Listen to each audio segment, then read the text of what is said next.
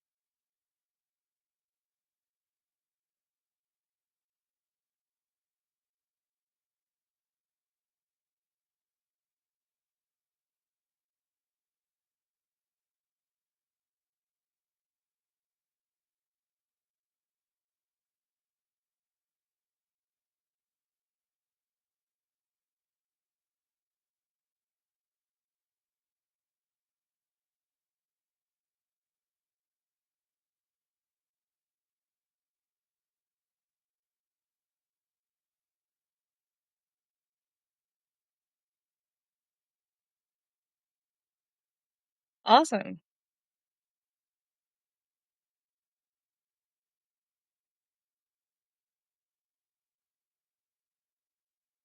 Yeah, we'll do a quick round robin. Dennis, go ahead.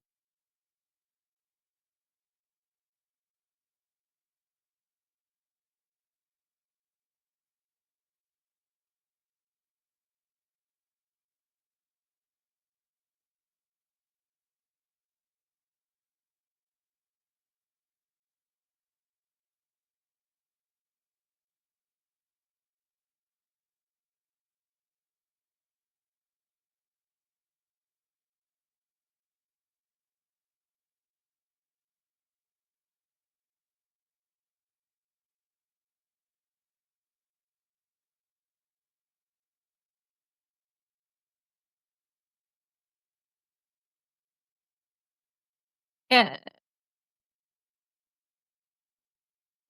Lauren, hey. So we're doing quick introductions before we get started. So Lauren, Dr. Lauren McLean, I should say. So yeah, do a real quick intro.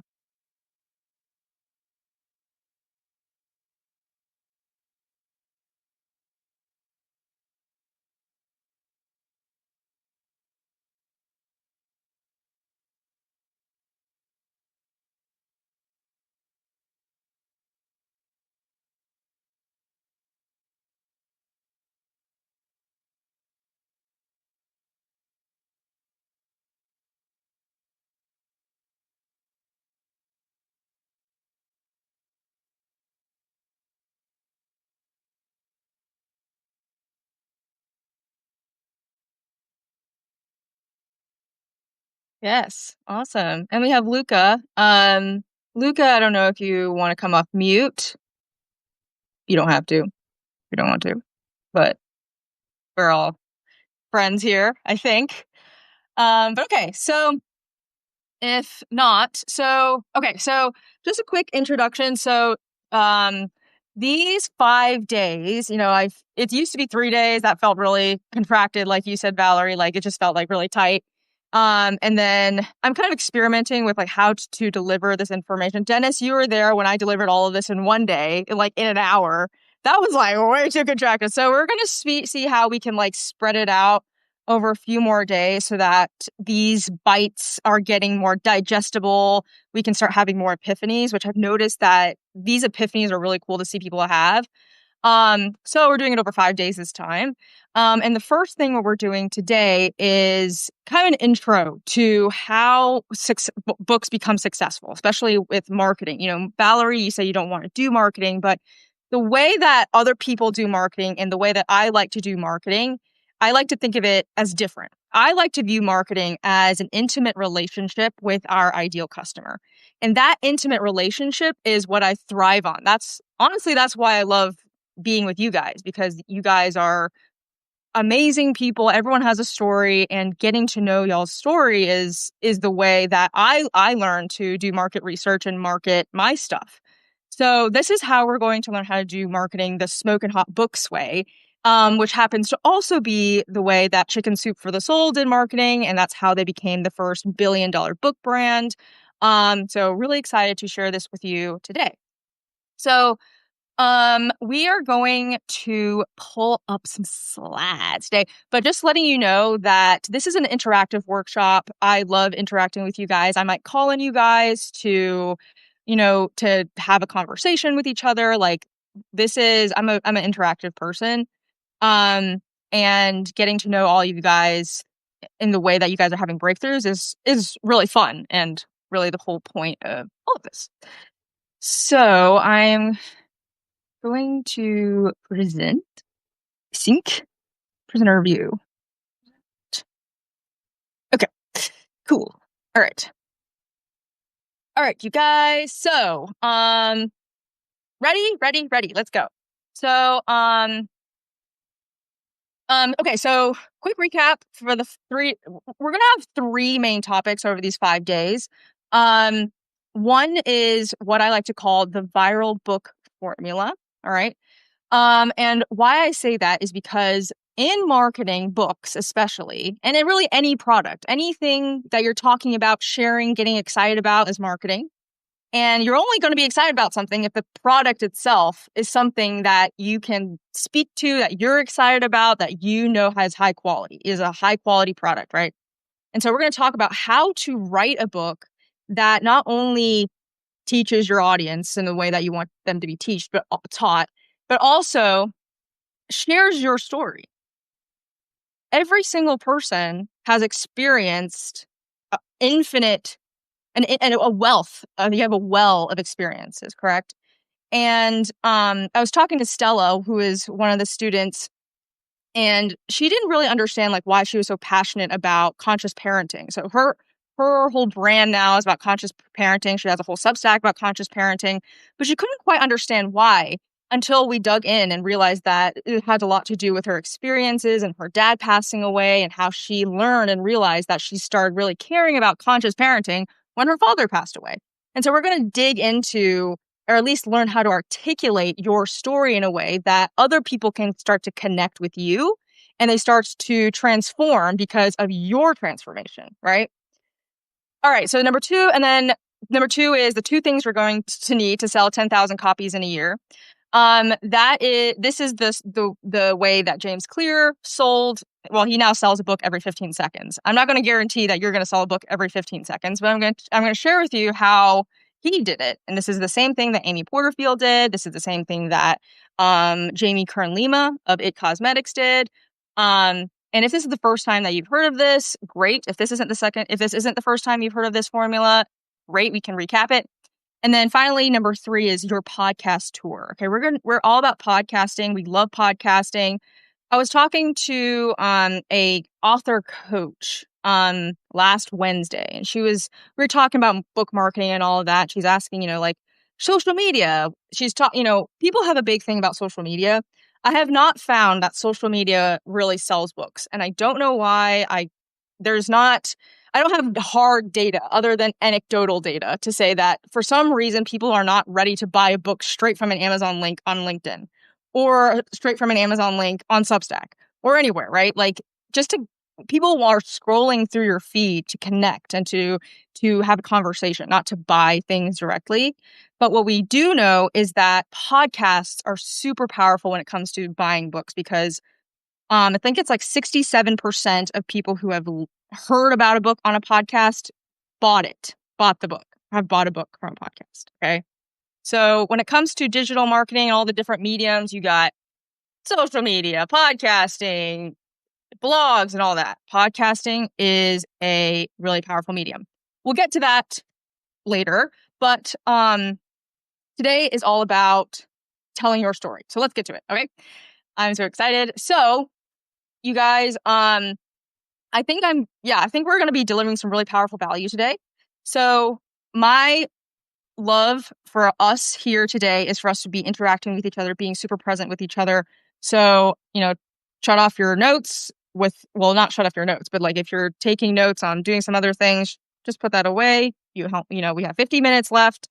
Um, and I'm sure that those things can wait. All right. So, okay. And just to grab your attention, because in the sales boot camp that I'm in, they always say, grab their attention, make sure you have their attention. But I just want to make sure that you guys know that this stuff, I'm so proud. Like last year was all about testing. Does this method work? Does this method work? And clearly, I think it's starting to really show some great results. So this is Beth, my very first ever client. She paid $500 to work with me for 6 months one-on-one. But it was really great because she ended up going on a nationwide bookstore and speaking tour. She became a #1 Amazon bestseller. She's been guesting on top 2%, 1.5% global podcasts. Really awesome stuff. And then some other clients have been panelists at universities. So Lauren, like John Clark, has been a panelist at Emory now. He got a paid speaking gig because of it. Beth got 70 book reviews in 30 days. Ken just got an award for his book. Really freaking cool stuff. So I'm super excited that this is starting to work. And the more we test it and refine, the more it's like getting like better and better and better. So, let's do it. Okay. So let's have a conversation. Okay. So Dennis, I know that you've written and launched your book before, right? Can you tell us about that experience and what you learned from that experience?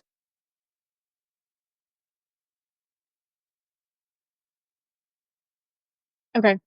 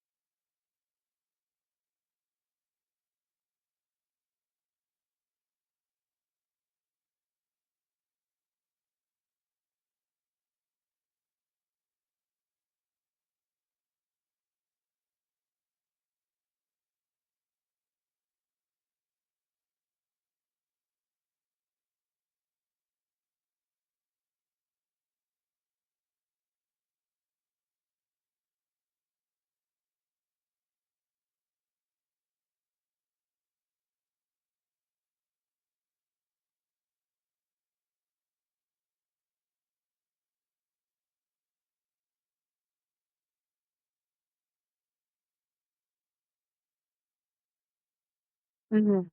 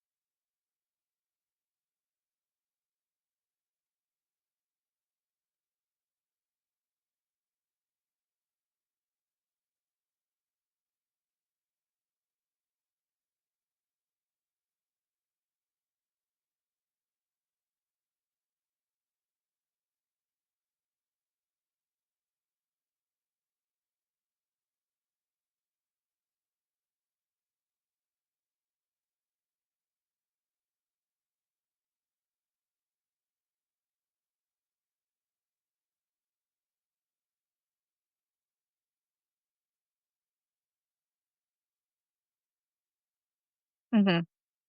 Thanks for sharing, Dennis. Um, yeah, the more I talk to people, the more I'm learning that this is not an uncommon journey, Dennis, that, I've been there myself. Like the first 4 books I ever published were total failures because you don't and you say you were naive. I mean, everyone who has never published a book before is naive. I mean, we're all living life for the first time. So it's not uncommon, but it's also fairly common for these publishing companies to say, "Yeah, we'll publish your book for you." And in our mind, we're associating publish with New York Times bestseller on the bookshelves of Barnes and Noble. We think that as soon as we're a published author, we just I mean, how are we supposed to know any different? And not realizing that the publisher is just really there to package our book. It's just there to say they're just slapping a cover on it and then they get it, they print it, help you print it, even if, right? And even then, some people have different definitions of what publishing even means.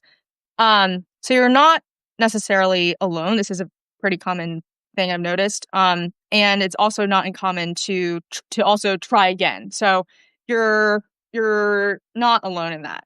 Um, Valerie and Lauren, I know you've never published a book before, but I'm so curious to hear like your is that story like that Dennis was saying, was that something that you've heard before, or is that something that you're like, oh, this is the first time I've heard about this?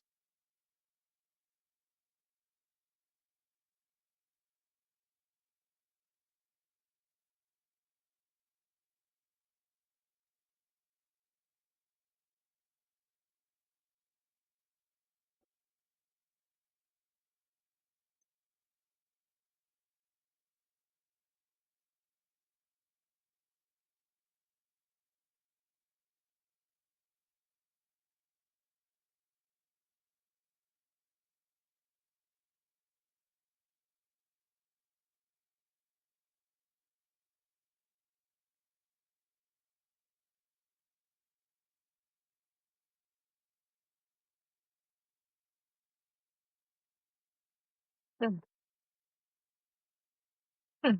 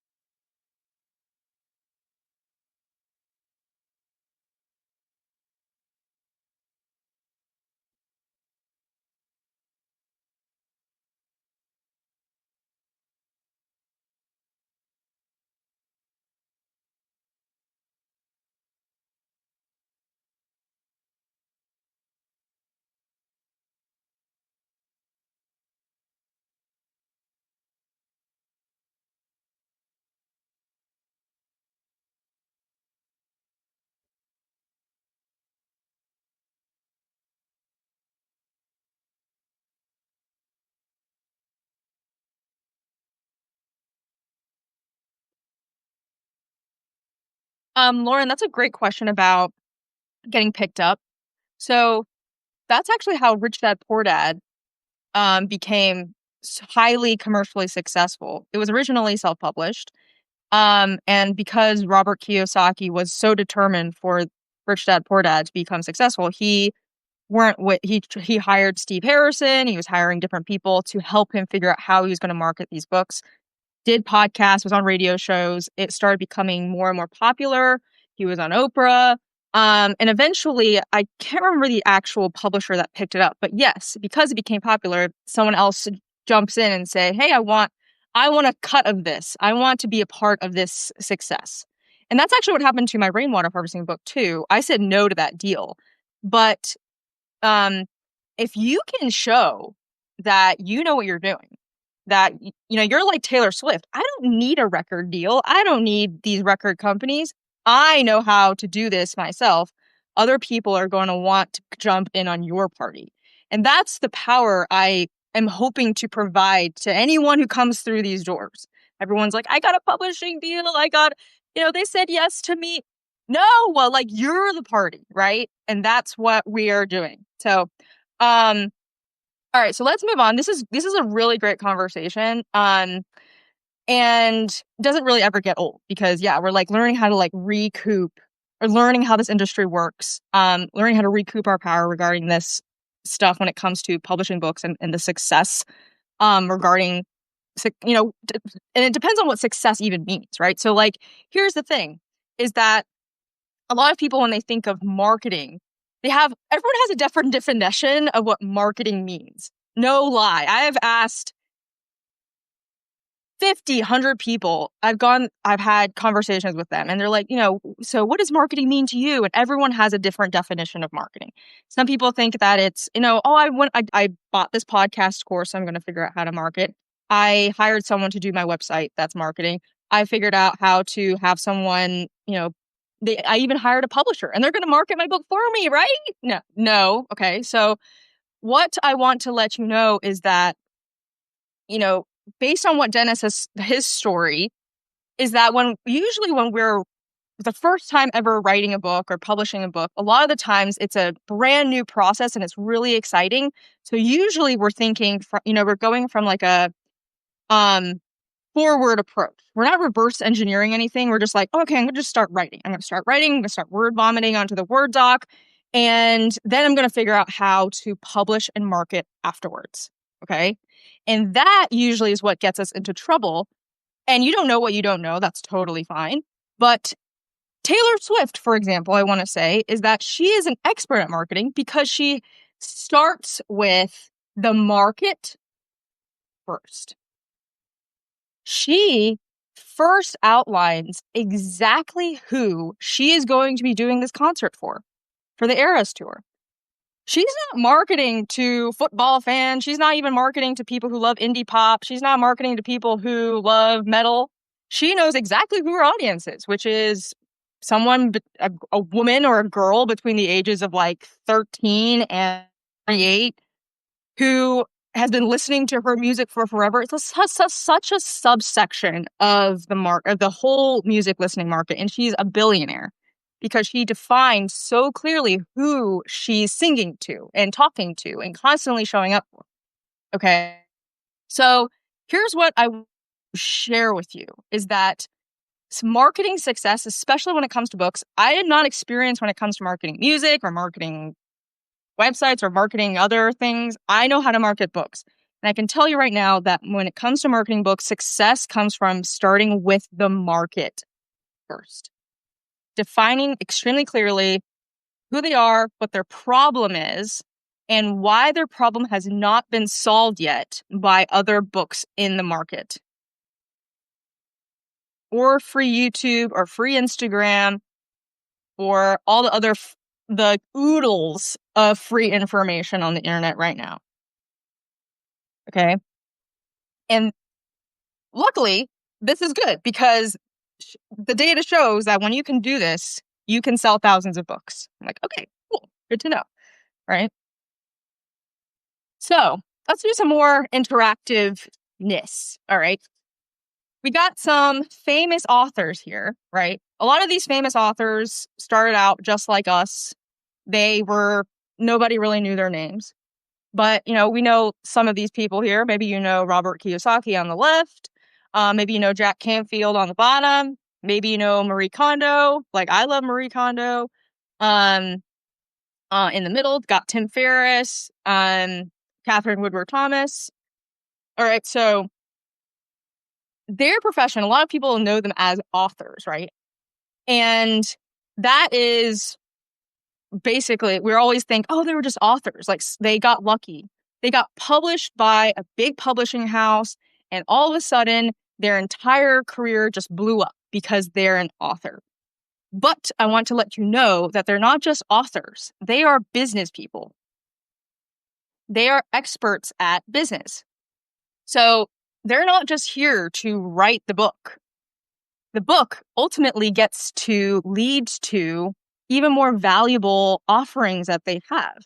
And having that business savvy is what helped their book become successful, is what helped their book get to be shared with thousands of other people. All right. So we can't just be published authors. I mean, if a published author is like that next stamp of approval that you need in your life, please do that. Please go and seek that. But each one of you, your story and what you have to offer is way more important than just keeping hundreds of, a few copies of it in boxes in your house, right, Dennis? Like we can't do that anymore. We got to have these people out there who need your message, Valerie. There are people out there who need that spiritual alignment out there in the world. They don't even know what spiritual alignment is. And the more that we share and continue to share this message with them, the more it starts to click for them. There are thousands of academics, Lauren, that wish that academia was the freedom that they thought that they wanted. And it wasn't, right? And you personally experienced that yourself. And you know the answer. And you're like, I need to get this message out there, right? So the more books you sell, the more you share your message, the more the world gets impacted in the way that you want to be, right? And that's ultimately how you can help people, by sharing your book more and more widely so that you can reach the people who want to then help you, who want you in a more valuable way. So for example, Robert Kiyosaki, he sells programs. Jessica Zweig, she owned a personal branding agency and she sold professional services. Chicken Soup for the Soul, they eventually sold dog food. That was just like a fun little example there. But every one of these people, Mike Michalowicz, he wrote an extremely popular book called Profit First, and now he helps businesses become permanently profitable. How important is that? That's amazing. But that's only because he got his book out into the world to share the philosophy, the why this is important, right? And so that's how I want every one of us to be here to be thinking. And that's really the whole point of this brand that I'm building, is that I'm not really I don't want to talk about myself, but I'm not really here to talk about just becoming an author. And there's so many publishing companies, so many publishing coaches, so many author coaches, whatever. Doesn't matter, go find them. But the idea is that publishing the book is step like -1. It's like, it's a small thing compared to what can be, what's possible. All right. So I want us all to be thinking bigger. Right. So here's what is the big thesis, right? That they have all mastered the nonfiction book funnel. And that's where I want you all to be thinking along the lines of, where is this book that I'm writing leading to? Where is this? How is this helping people go to the next step? Ideally with you.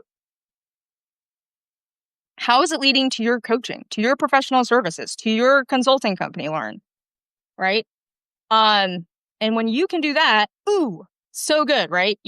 And not only that, but the book is so great because the book is immediate authority, high trust, and you can charge higher prices when not only are you an author, but you're also a successful author, right? If you're kind of like a no-name author, people are like, who are you again? Right? Like Dennis, you were like, who are you again? But when you're a successful author, people are like, whoa, Dennis, I know you. Well, I can't wait to work with you, right? So we're not here to treat the book as the book revenue as the business revenue.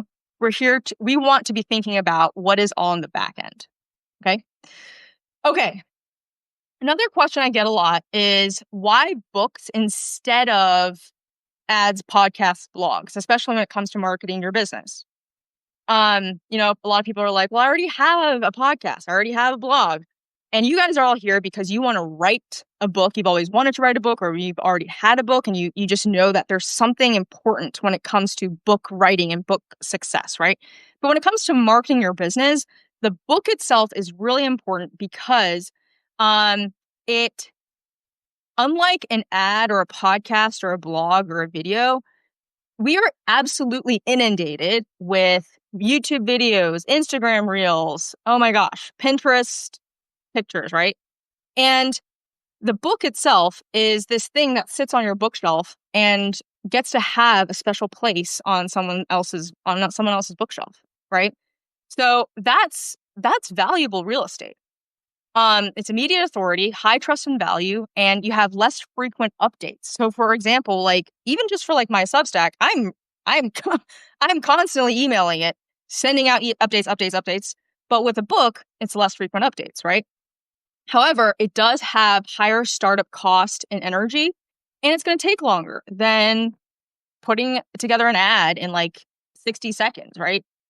Um, Now, that's where I want to say, like, so this is I'm just answering a question that a lot of people have in the back of their mind. They're always thinking, like, well, I already bought this marketing course. I don't need to know how to market my book. I'm already have this ads course. I don't need to know how to market my book. So it's not exactly the same thing, but it is part of a complementary ecosystem where your ads or your blogs or your videos are helping feed that instant gratification part of the marketing machine. But your book is something entirely different. It's the thing that gets to stand the test of time when in 10 years your book will be on someone's bookshelf and it won't fade, right? So I want to help everyone see that it's a complementary ecosystem and that your book is simply going to amplify what you are already doing. You're no longer fighting for authority, right? Like you can lose your algorithm spot in like 60 seconds. Like I was like 97 in Substack for business or something for like 24 hours. And I mean, these things are happening all the time, right? But a book can last forever. All right. So, Lauren, here's your question about the different styles of publishing. All right. One is what everyone usually knows and loves, traditional publishing, and it absolutely has weight to it. Because that you have the backing of a brand name. And that's why brands are so powerful, is because they're associated in our public mind with something powerful. However, you are signing a business contract with another business when you are signing a deal with a traditional publisher. And Dennis, even if they are a hybrid publisher or a traditional publisher, these publishers all are businesses that are looking for ways to bring in revenue. You are their source of revenue, right?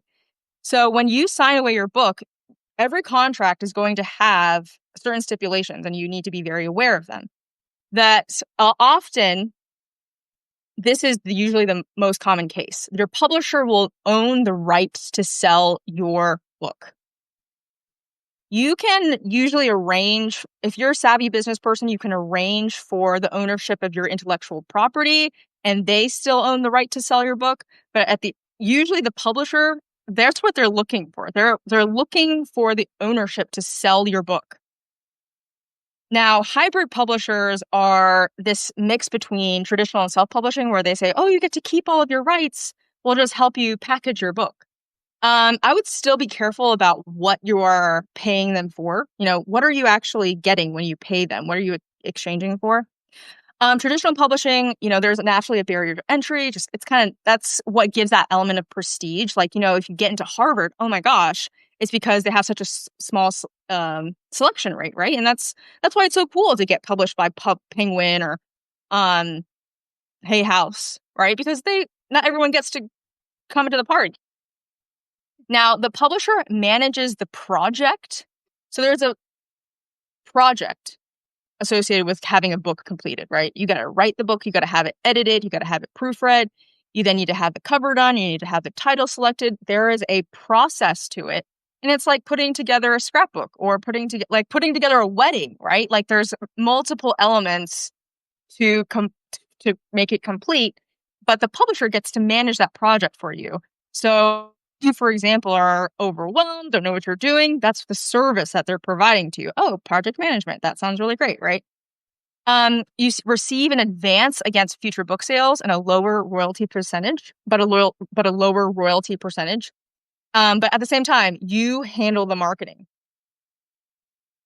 Here's what I think a lot of people get confused with is that, oh, if I get a publishing deal, that means it's all done and dusted. My book is going to be on all bookshelves nationwide, and I don't have to do anything. I just sit back and relax. But that is so not the case. And this is what I want to share with everyone, whoever comes through my doors, is that maybe back in the day, that was a thing. And if you have 1 million followers on Instagram, maybe they'll also help you with marketing. But nowadays, it's even this woman right here, Jessica White, she has like 40,000 Instagram followers. She was running a 7-figure business. She still handled all of her marketing for her book B. All right. You handle the marketing. So it pays to know what you're doing with marketing. With self-publishing, the difference is that you're managing the project. So you kind of have to have some more savviness about it. You're not hiring a wedding planner. You're the one who's planning your wedding, right? So you're the one who's managing the project, but at the same time, you own all of your rights to sell your book. There's no advance, but you get to keep a higher royalty percentage per book sold. You also don't have to go through a middleman. So some people prefer to not have a retailer involved with their business. They just rather go straight to consumer, interact with them that way. And that is the benefits of self-publishing, especially with Amazon, is that it's all print on demand. They ship it to your customer for you. There's no books in your house. There's no cardboard boxes full of books in your house unless you order some for yourself. Amazon's really great in that way, but still you handle all the marketing. So as you can see, what's the similarity here? You handle all the marketing. See? Questions about this? I know there was some questions regarding this.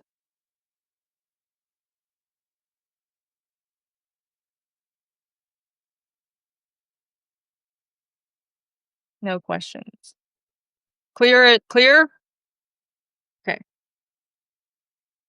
Go ahead, Dennis.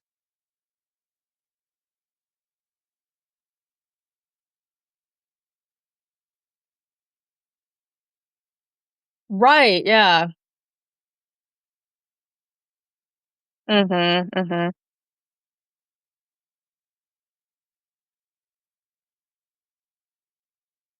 Sure, yeah, exactly.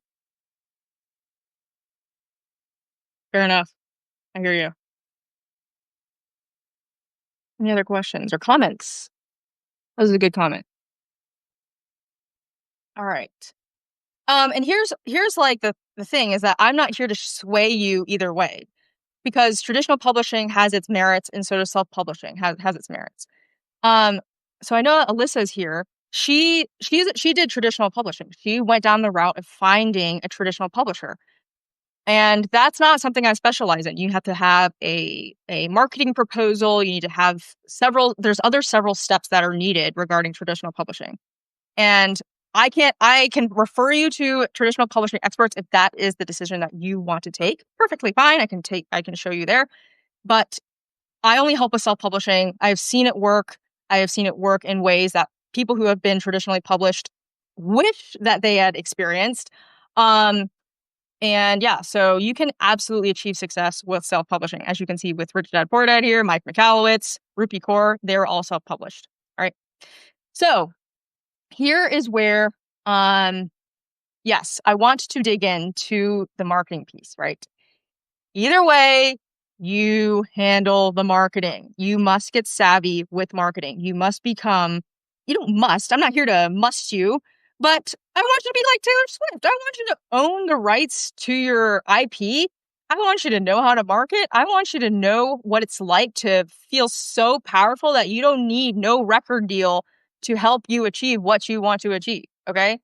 So here's the wrong way for when it comes to marketing books. And Valerie, I know you said you don't want you don't want the traditional launch. However, launching gives you something that I've seen that if you don't launch a book, this is what happens if you don't launch. Now, we might have different definitions of launching, but we have all been in that networking room where someone says, "Hey, I'm an author. Please buy my book. Please buy my book. I have a book, and I have a book." Right? You become that person that just is like shilling your book constantly, and nobody wants to be shilled to. You're just like, I mean, I remember when I was in that conference, and that guy is just saying, like, buy my book, buy my book, buy my book, and you become your book's employee. People are shilling their books for 20, 30 years and they just give up. They're saying like, "Oh, well, I had a dream that my book would one day become be on every bookstore and Barnes and Noble across the country, but I can't figure it out and I get given up and I'm just going to show my book at every networking conference that I go to. And they do. All right. Then there is the right way where you create a flywheel effect with a book launch. So I'm not here to say that a launch, we just want to launch for launch's sake. I'm just here to say that launching prevents you from living the fate of this guy that says, buy my book, please, constantly. You have created a flywheel effect. And by flywheel, I mean it becomes easier and easier and easier and easier and easier and easier and easier over time to sell your book. Over time. It takes some effort to get it going at first, okay? I'm not going to lie to you. There will be work at front. But what's the beauty of it is that once you get it going, oh my gosh, everyone's going to be like, hey, I saw your book online. Hey, I saw your book in the bookstore. Hey, I saw you on your book on Amazon. Come on my podcast. Hey, I saw your book. Come to Hawaii. Hey, I saw your book. Like, I would love to stock it in my shelves. And you are the one that's attracting all this beauty to you rather than you chasing it constantly. Wouldn't that be amazing? People come to you. And this is actually how I found out about book funnels in the first place, was because I accidentally launched a book funnel. All right. When I started my book journey in 2020, I launched like 4 failed books. And I was doing this because I wanted money from the book sales. So I was trying to sell as many books as I possibly could until I finally figured out how Amazon and podcasting, or it wasn't podcasting. I didn't use podcasting at first, how I could launch books on Amazon. And before I knew it, I was on people's podcasts. I was on people's mastermind summits. I was in Hawaii doing all these things because people come to me, and that can happen to you. All right. So 5 to 10 years from now, people are still talking about your book, joining your email list and buying your stuff without any extra work on your part. And lovely, your book is your employee and not the other way around. Wouldn't that sound amazing? Right? So you handle the marketing. Okay. Now, here's where I want to drive this home. Marketing has several steps, but the first thing I want to make sure that this is the Smoking Hot Books definition of marketing, is an intimate relationship with our ideal customer. We have talked about this in the beginning, where we can see that the book on the left, these are both yoga books, right? But the book on the left is a yoga book for seniors. The book on the right is a yoga book for real men. All right. I don't know what real men have to do with yoga, but that's what they do. And you can see how the fonts are different. You can see how the covers are different. You can see how even the content is different. This one on the left is a 6-week program, and it solves for specific things like pain relief, flexibility. On the right, we have different content entirely. We have case studies from 21-star athletes, because real men need case studies, all right? They need peak performance. As you can see, the knowledge of our market will change everything about the content, the packaging, even the marketing, even the podcasts you go on to, even the ad keywords you go on to, you put into your ads, everything about the book. And this is how Chicken Soup for the Soul marketed their books. So when Jack Canfield and Mark Victor Hansen first published Chicken Soup for the Soul, they didn't understand why their book wasn't selling until they realized that, and sorry that this picture is blurry, but then they realized that if they started with the market first, they could then create, chicken soup for grandmas, chicken soup for dog lovers, chicken soup for girls, chicken soup for the soul for older and wiser. And golly, that brand absolutely exploded because they created products for the market first. They started with the market, wrote the book for the market, and everything was downstream. And then they figured out what channels to share the book on, based on different markets. Like you're not gonna go on the same podcast for dog lovers as you are for grandma. I mean, maybe, but you know what I mean, right? Like it's just different. It's different, and everything is downstream from the market. All right. So now we're going to share how. Actually, any questions about that? Okay. Yeah, I think this is usually where I find people are making the biggest epiphanies, questions about this or even comments.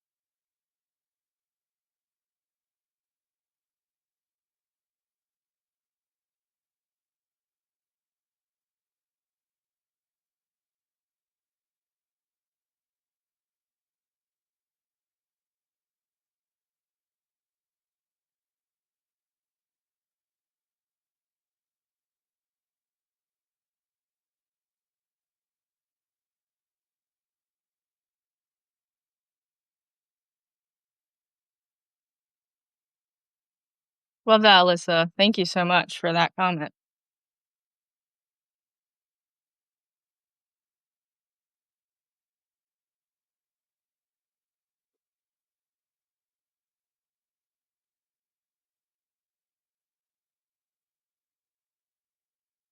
Mhm.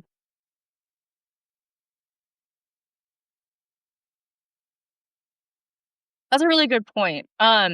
So I don't help with graphic design. The way I help clients with getting their cover aligned with their market is, first of all, showing them approved designers that can help them with graphic design. But number 2 is to always be market testing, is to be taking these covers and taking them back to your ideal audience and making sure you go through the testing process. I have this friend from who used to work at HarperCollins. HarperCollins is one of the big Christian publishers in the US. And they go through every single book. They have a test with their ideal audience before they choose the final um, cover. And so all my clients go through a testing process um, with their covers and their titles.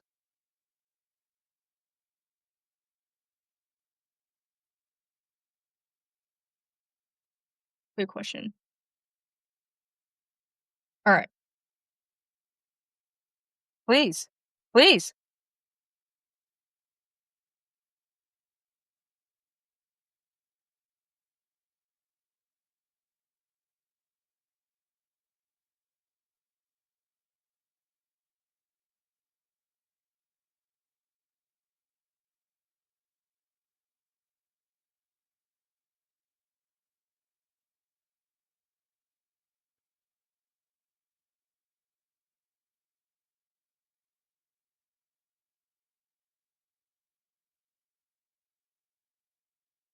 Mhm. Mhm. Mhm.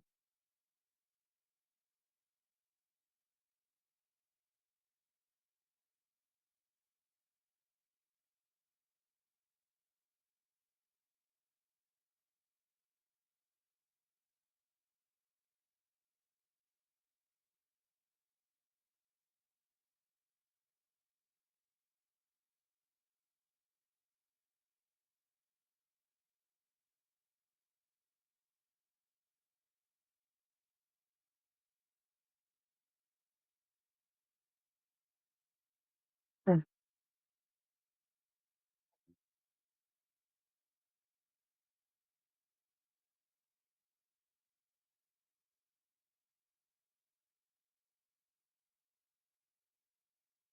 Mhm.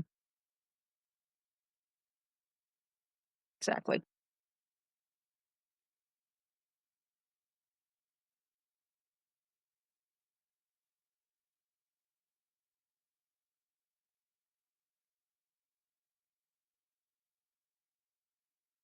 Exactly.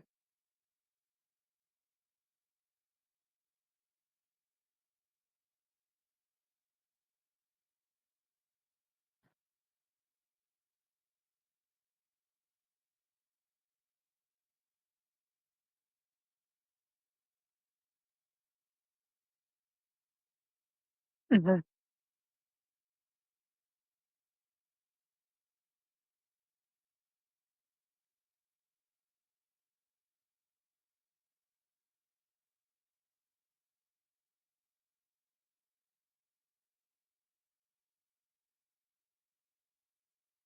Shared. Yeah. So great, Alyssa. That was amazing. Alyssa sold 10,000 copies in 6 months of her children's book, and she was traditionally published. So she has a lot of amazing insights. Yeah, so thank you, Alyssa, for being here. Really great content. So, we're gonna breeze through the rest of this, but I do have an assignment for you guys at the end of this, okay? I've noticed that this assignment has really brought some epiphanies to a lot of like anyone who's attended these workshops. And that is, yeah, that's just so cool. So we're gonna breeze through this, and we're gonna get to that assignment. All right. So how do you then, we talked about marketing. We talked about how we're going to start with outlining what your market needs, right? And outlining their problem, outlining specifically what they need in a way that other books have not solved for yet. All right. And that's uniqueness really does come from you.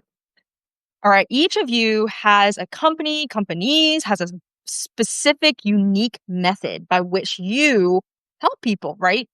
And that is called your signature method. It's what I call, people have different names for it. I call it your signature method.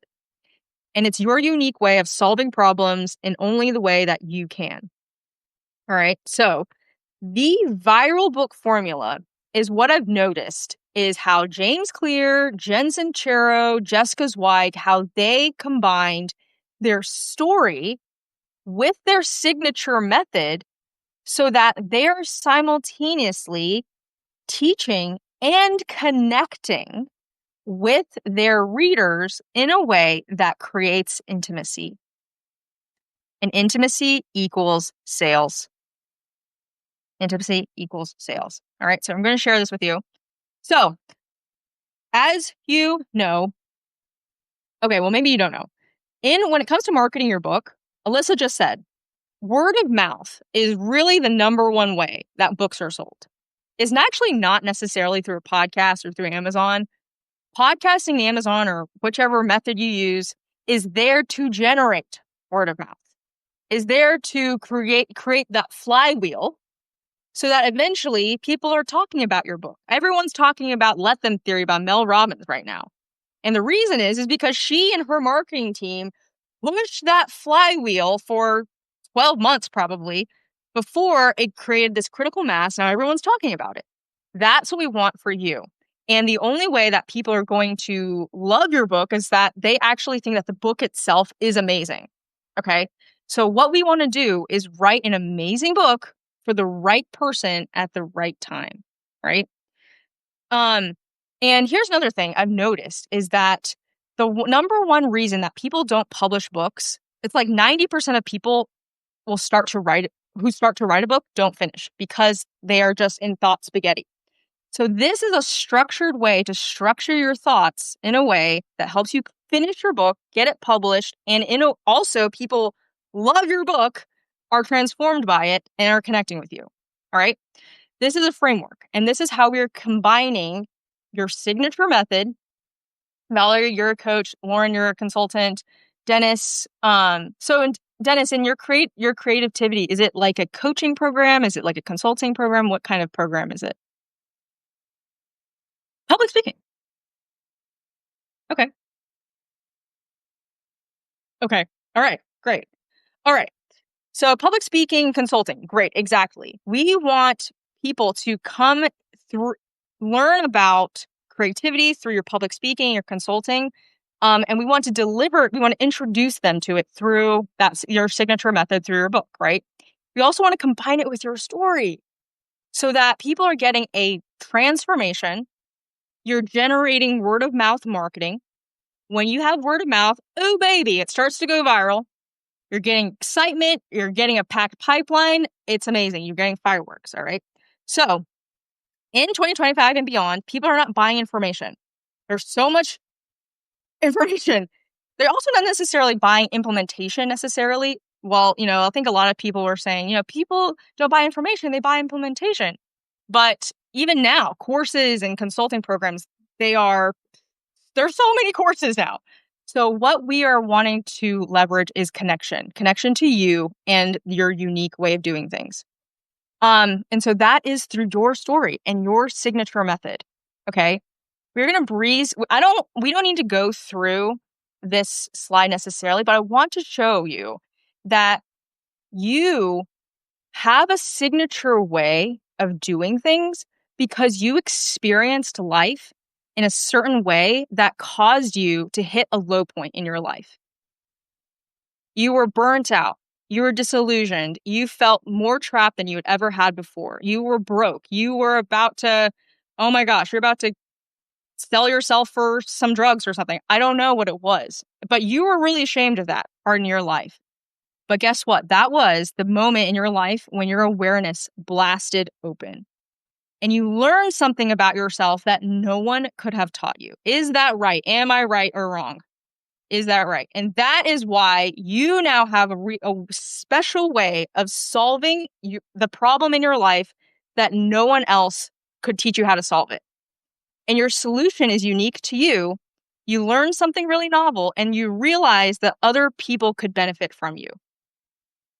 You then are now applying that novel way of solving that problem to others and to yourself. And you're so amazed by this that you're sharing it with other people.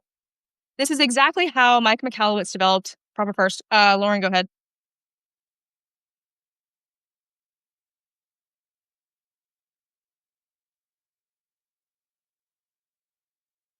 No problem, Lauren. Okay.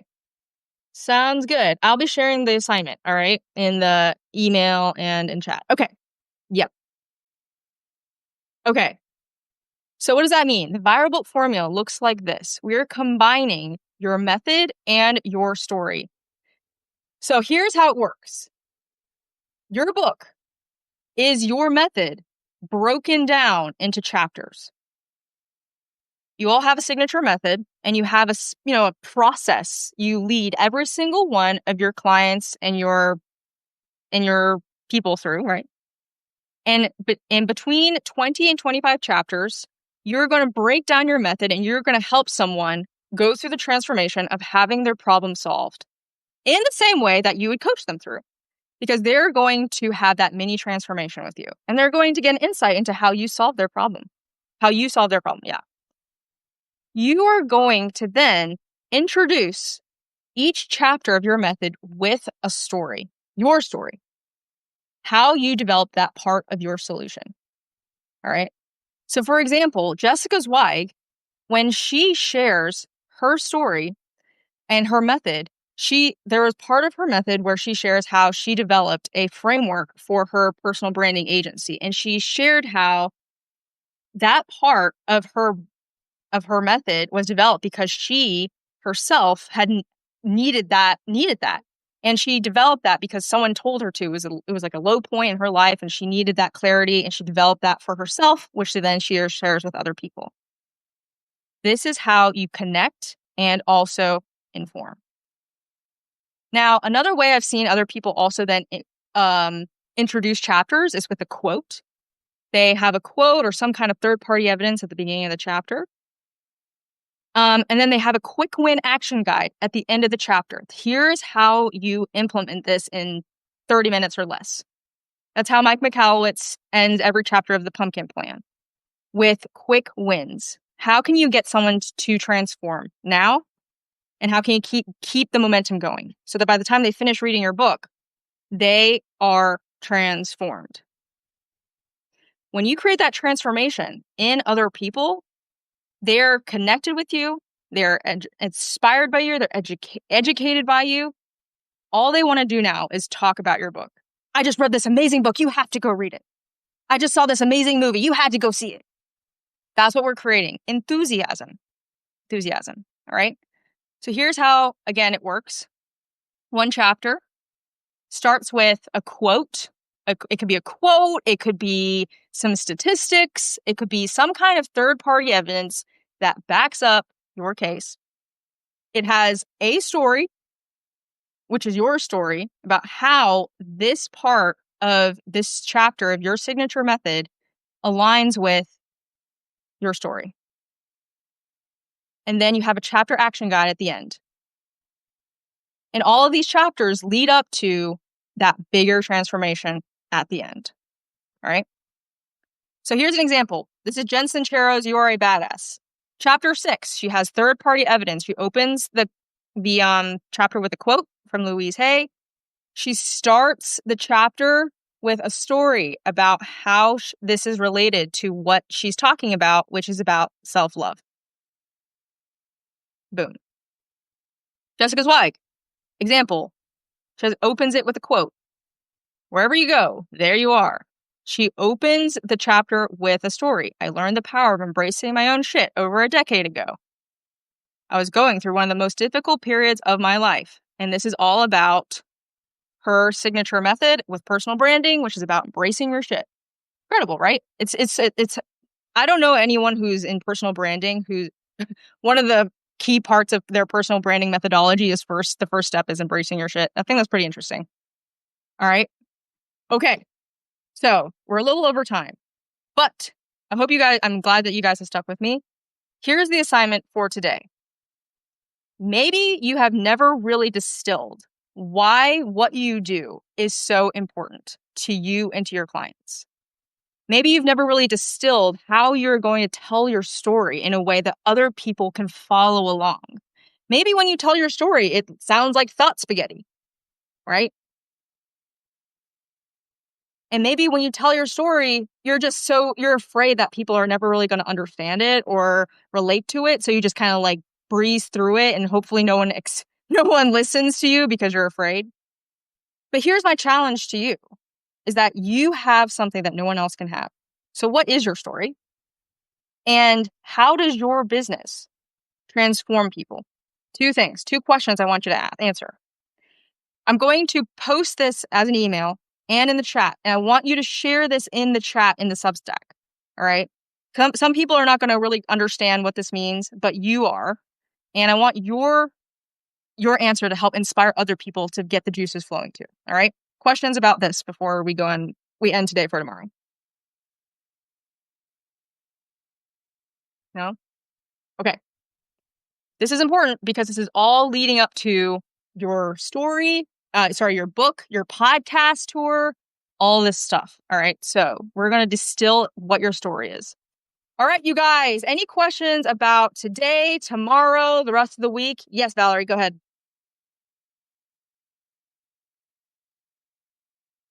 Okay. Sure. Sure. Sure. Sure.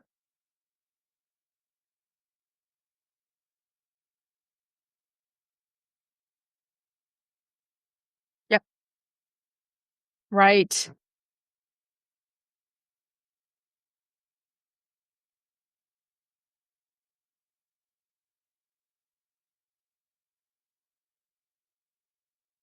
Mm-hmm. Mm-hmm. Mm-hmm.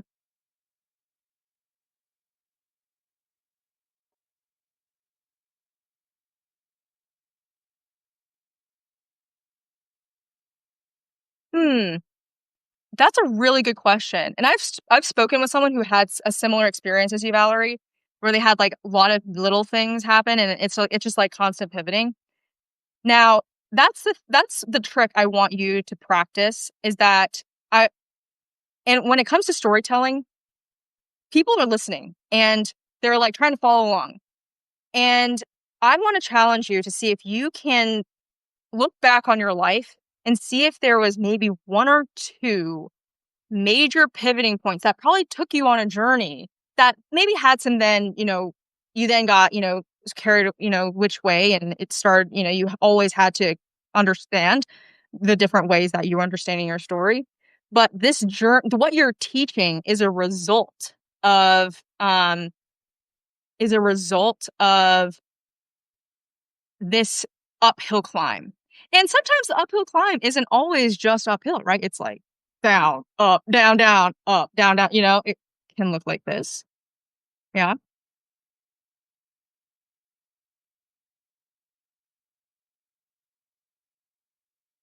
Okay. Hmm. Yeah.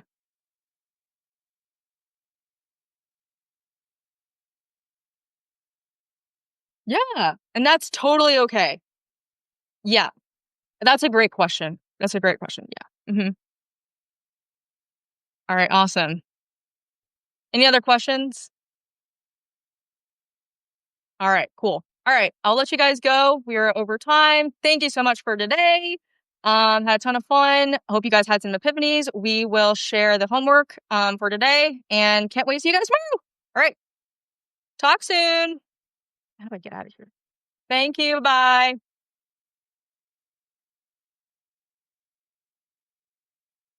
Okay, we are on Substack Live here. Okay, we're gonna end this here. Okay, bye everyone.